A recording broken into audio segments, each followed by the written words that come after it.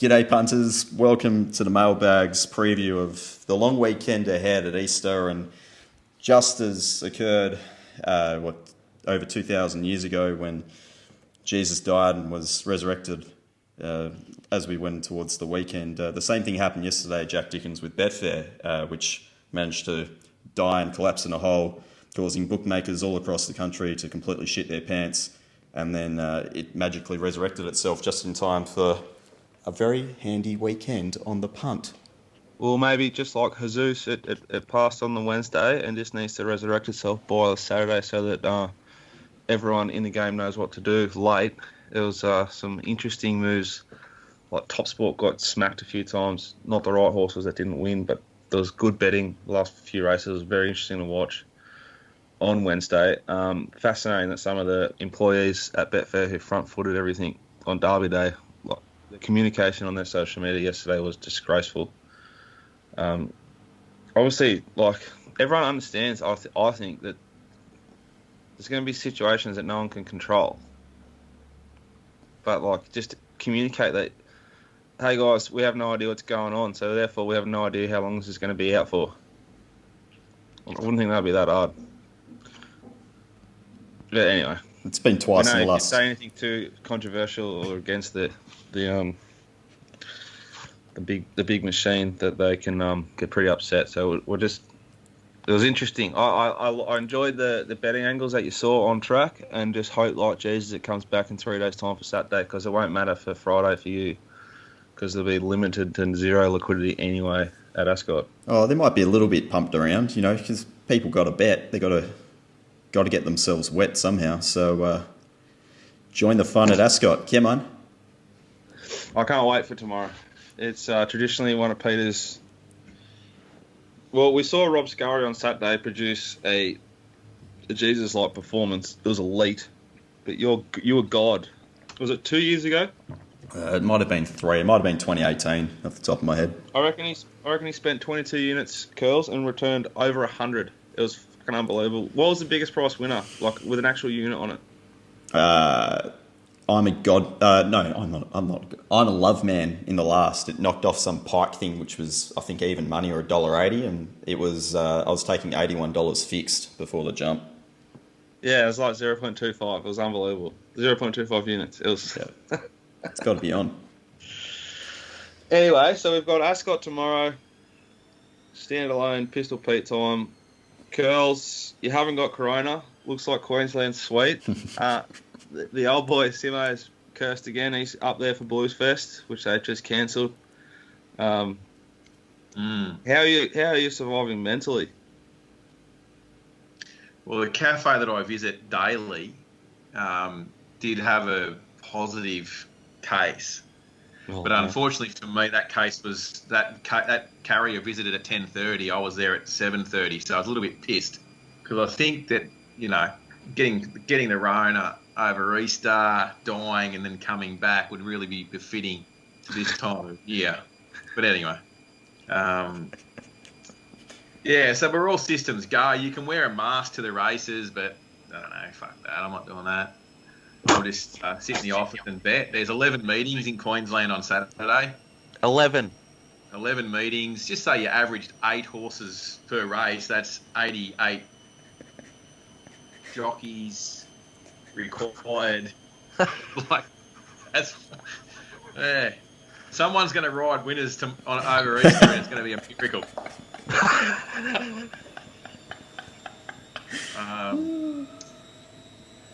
As well as, the other meetings we've got, like there's 2 meetings tonight, obviously tomorrow off, which, as an atheist, I kind of feel a bit offended. Maybe I could start a bit of a movement on social media about the offence caused by not racing Easter and Christmas Day, Good Friday and Christmas Day. The industry's proven that participants and punters, welfare of both aren't really a priority. It's just about, wagering and making people bet. So give us something to bet on. Thank you to Racing Western Australia for putting on Friday for Pistol and the rest of us. Okay, settle down. They were just first to do it. I think it's just a matter of time. Hopefully.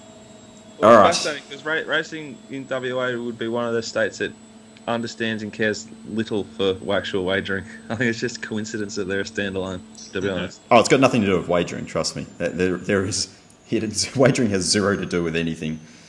I heard a report that they're actually the on-course tab limits how much you can have on, because there's no NBLs there. So good luck there on Saturday and Friday, Peter. Wowee. All right, so what have we got at Caulfield? We've got races 8 and 9 are the ones you want to have a look at. There's also the Easter Cup, but you're angling around that. So the Elvis Thurgood Victoria Handicap Race 8 Group 3 over 1,400 metres.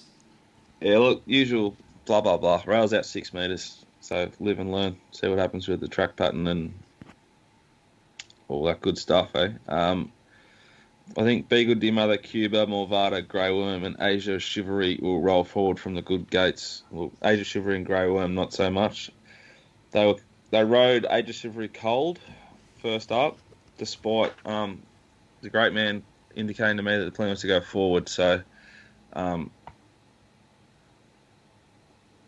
they cop it sweet, that stable, because D-Lane rides again. To be fair, a few of the better riders have gone to Sydney, so I don't think they sort of had many other options. And but anyway, what was I going to say? I want to back it again. I think it'll drift slightly. I think it's suited up to 400 metres. I don't think it's going to get a great run. I don't know what he'll do with it. I don't think the stable will know what he's going to do on it when they leg him on it. I don't know if Damien even knows what he's going to do on it. But I think the horse is a really nice horse. I think it's a good price. I think you can argue pretty intelligently as to why it's a bet here if you could be bothered. But I can't. So I'm going to back it. And I'm also going to back number 11, Riddle Me That. I think it's going to get a nice run from barrier 2. I don't mind Stackhouse inside. Like he's hungry and thirsty enough to win a decent amount of prize money here in a group race. I think the horse is screaming out for 400 metres. I think it's a fair price. There's a lot of nice horses here that, wouldn't surprise, but they're the two that sort of stood out to me as horses that are up in trip, looking for the 400 metres. And I believe Asia Chivalry probably has a pretty good record at the track. Yeah, it does. Eight starts at the track, two winners, 2 seconds, and a third. Track and distance, 4 starts, 2 wins, and a second. Distance stats are good overall. Yeah, it's a 400 metre horse. Should be suited. There's a good amount of early money for Pretty Brazen, who was okay first up behind Sosie Bond. Sort of peaked on the run, I thought. They walked early. So the stable's not firing, so that money's, I think we should have respected. Another interesting run is Bams on Fire, who I think will improve back to Caulfield, home track, good track and trip stats. And that'll do me. All right, very good. That makes some sense. Yeah, it does, especially the backing Age of Chivalry bit, because I think out of its 20 career starts, you probably backed it at least 18 or 19 times. So, I don't know what to do though. Like, back it now or wait. It's drawn to get a sheer run, so you'd think it drifts, but anyway. Who knows? You got the last as well as the other race you want to focus on. You got that Cadre du Noir. You've got something called Zarek, Shandy, Somerset Morm, Killarney. There's a lot of foreign horses here. Skyman. Yeah, look, here's the map I've got. Surreal Image and Holbeon can probably lead Somerset Morem. Morm? How's I was playing golf with someone on Monday, and they thought I'm taking the piss with my pronunciations. I literally don't know how to say any of these things. Number 4, I think it'll be forward. I think number 8, like, say number 8. Go, Curls. 8. Say number 8's name. Cadre du Noir. Say it. Cadre du Noir. Cadre du Noir. Yeah. I think the 3, Retrato. can probably roll forward. Reckon Killerny, Mr. Exclusive, re-edit, sort of go back with Skyman Never Again. Shandy will sit midfield. They went up 480 Shandy. That was the wrong price. Like, big price. I think it'll start closer to $3. I think it will win. I think if it doesn't win, if it gets held up and doesn't get the runs at the right time, this Skyman will come over the top of him. I reckon I'll run the Cronulla. I reckon you should back both. That's number 2 Skyman for D Thornton, and number 9 Shandy for Elton Zara and D Lane. So D Lane holds the key to the mailbag preview shows Victorian content this week. Okay. Lovely jubbly. Curls, you're off to... Just Googled Cadre du Noir. What is it? Some kind of French military equine training academy. Military riding academy. Founded in 1828. Well, there you go. We know what a shandy is. I don't like them, but I really like, unlike blokes who drink them, this horse put itself through a proper hole at Sandown.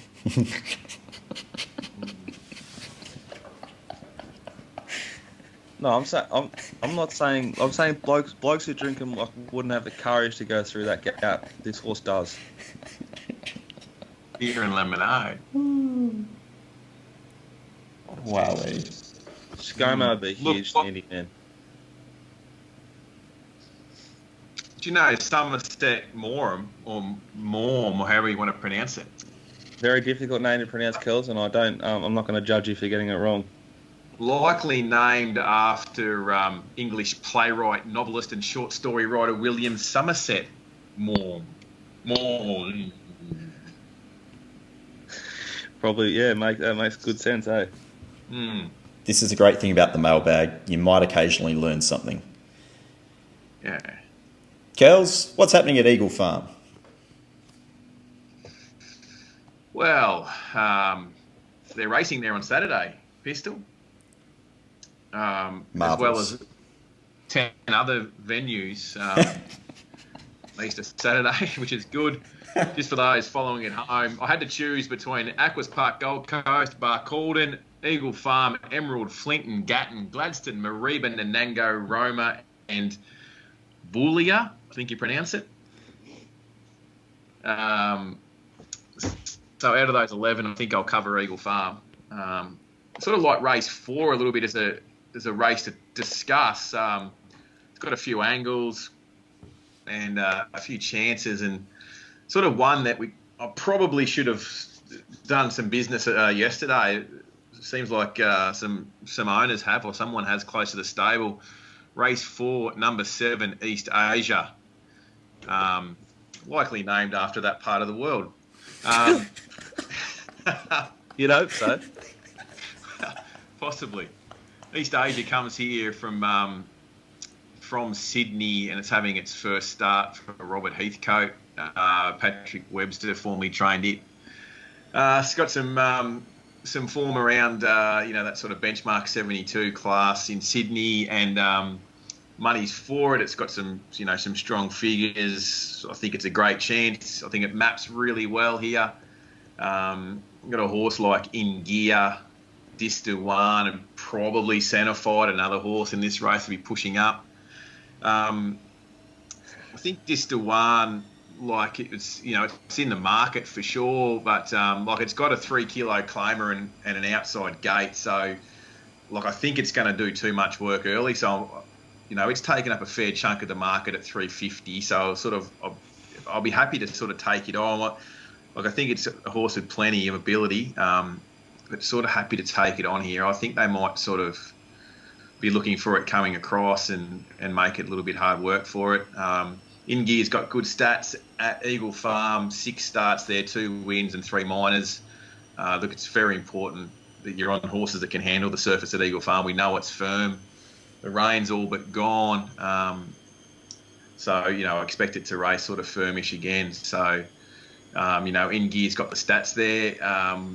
At the track and distance, it's had 2 goes for a win and a second as well. So, it's thereabouts. I think East Asia's one. I'm not too worried about it not having been at Eagle Farm as such, just because like Robert Heathcote trains there, and Robert is known not only for telling Mark Duplessis to get fucked in a post-race interview that was plastered all over social media, but he doesn't miss them in their gallops, and they do a fair bit of galloping on that firm course proper at Eagle Farm. So his horses do seem to race well there on the track, so I think that's a thing. So look, it's probably getting short enough now, close enough to its right quote, but I think there's still a little bit of fat in the price there for East Asia. I sort of thought Eden Ingear could probably fight it out and sort of oppose the two. The only other horse that I'm sort of a little bit interested in to see how it goes is number 6, Lineup, mainly because we were on it first up where it just killed them, and then last start at Toowoomba we're on it heavily and didn't get the best ride, you might say. So much so that it lobbed behind the leader and decided to grab hold and drift to fall back the fence, and then decided to get active on it the last 100 metres and, I don't know if it broke the land speed record for its last 100, but it would have went close. Probably a little bit outclassed here, but it'll run better than a $26 shot. There's an exciting young new rider heading up to Queensland Curls, another Victorian. Yeah, there is, and he's riding tonight as we record this show on Thursday. Noel Callow, relocated. Are you representing him yet? There is, no. I admire Noel and admire his attitude, especially when he got suspended that time in Victoria not long ago, and he said it's their rules, it's their monopoly board, I'm just playing the game. If I don't pass go, I don't collect $200. Yeah.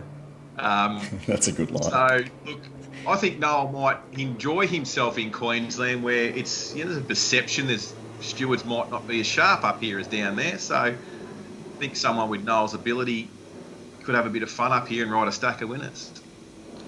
Might try and get Noel on the show pretty soon, I think. Yeah, well, look, he's kicking off in race 2 at Toowoomba tonight on Master Bailey from gate 1. He can sort of dictate whether he wants to lead or take the trail here, and it's a good chance. It's $5, $4.50. He might come up on a winning note. Yeah, he'll go well here. I believe he's going to ride up north as well. So I think he's still one of the stronger riders here. So, of the riders you've copped recently, he's easily the best.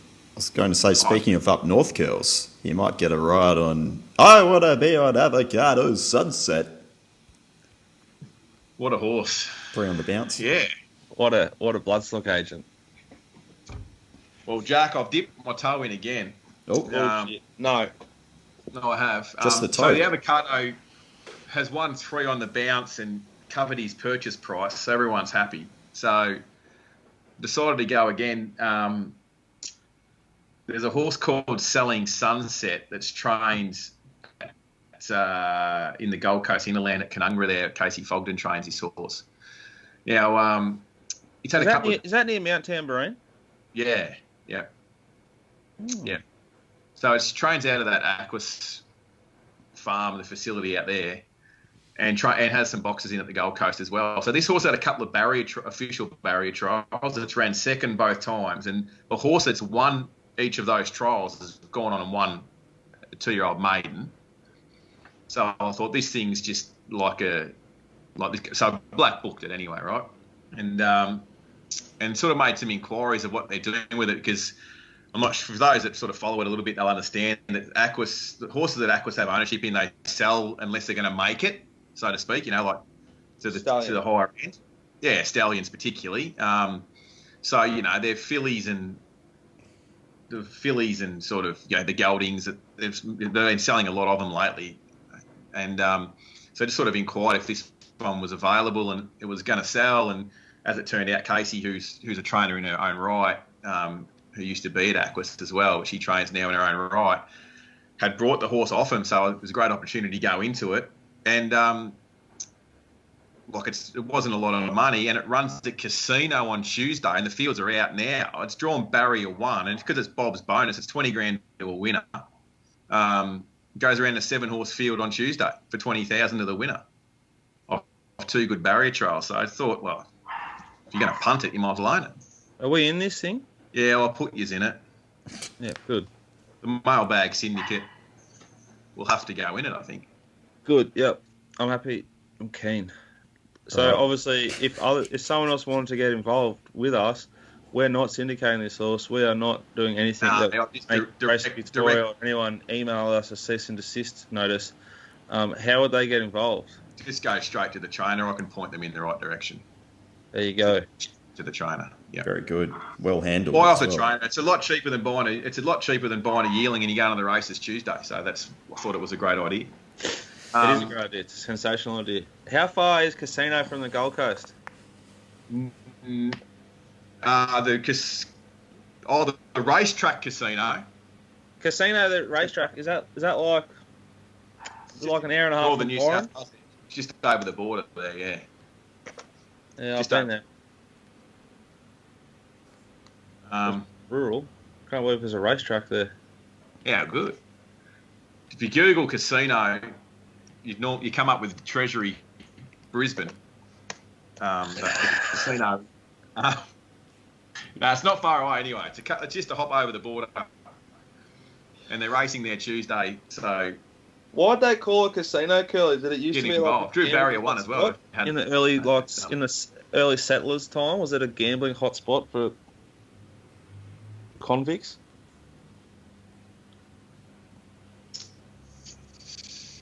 No, more known for its beef production, Jack.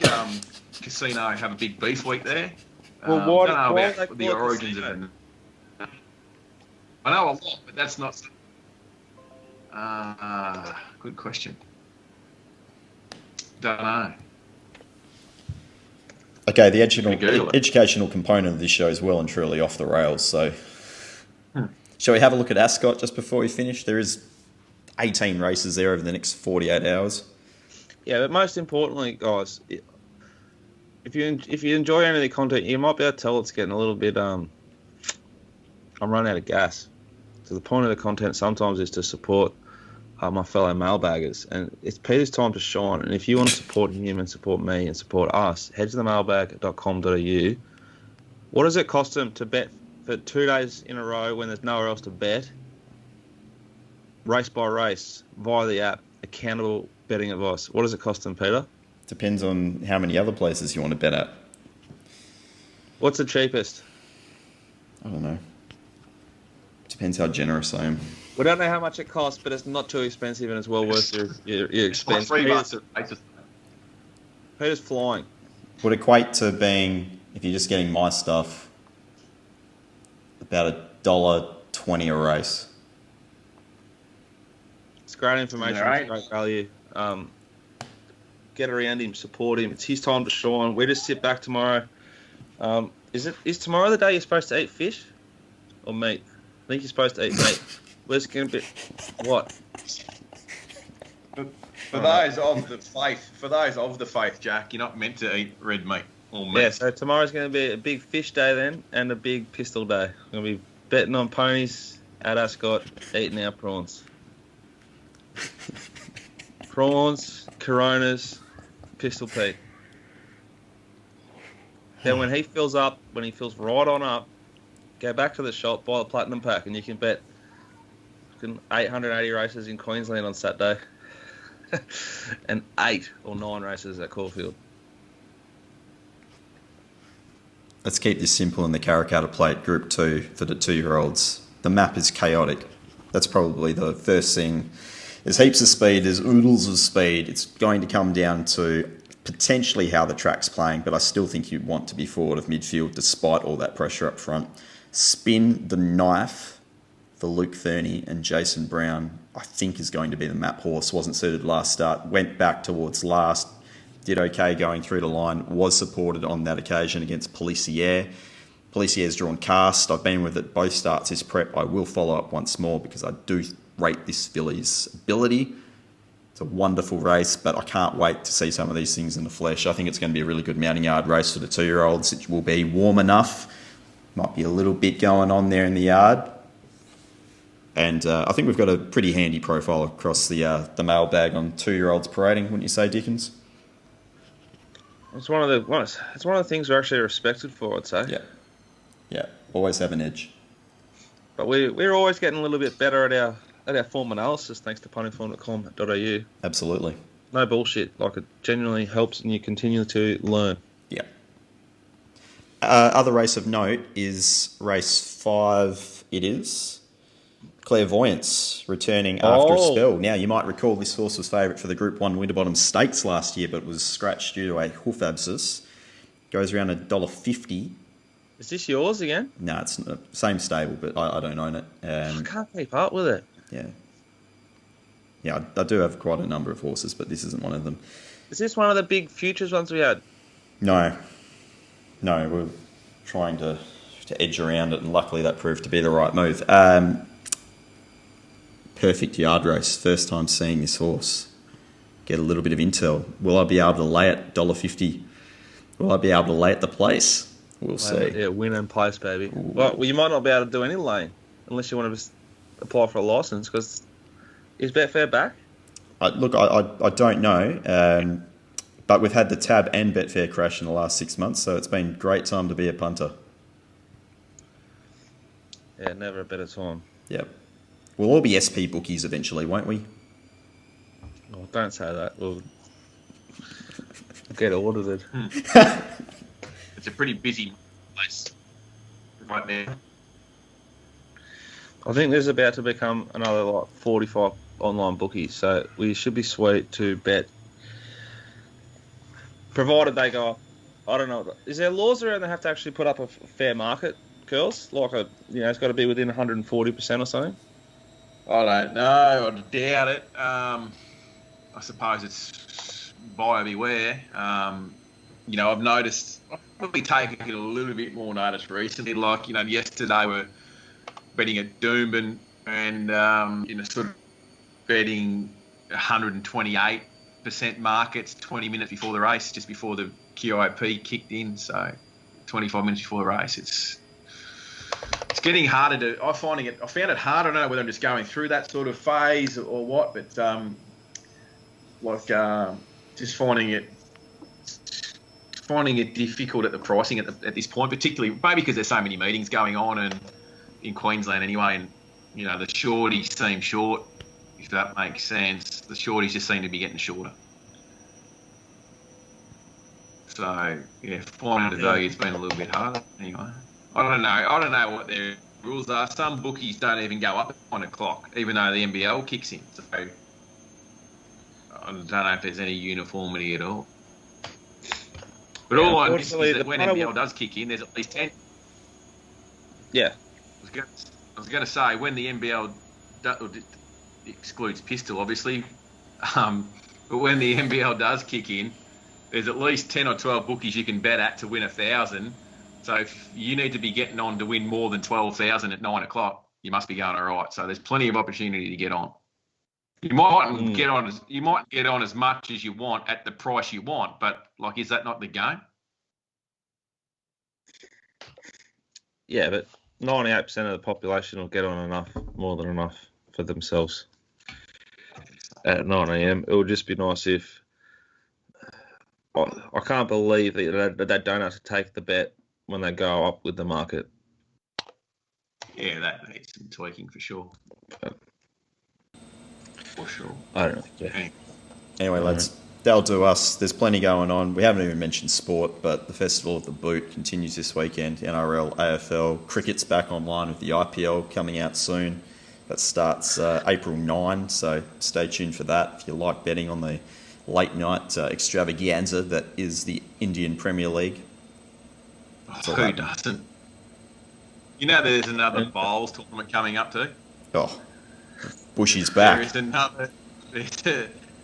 There is another Premier League bowls tournament coming up. Bushy made contact with me saying, "Get ready, son." So looking forward to that. He's a bit of an alpha, is he? Big bush dog. Well, he's the old son. Big bush dog coming. That he come into the avocado as well. Yeah. He's in the avocado. He's just flying. He's just been signed up at some local bowling club to pay, getting paid to play bowls for them as well. He's airborne, Bushy. He's winning everywhere. He's getting paid to bowl. Yeah.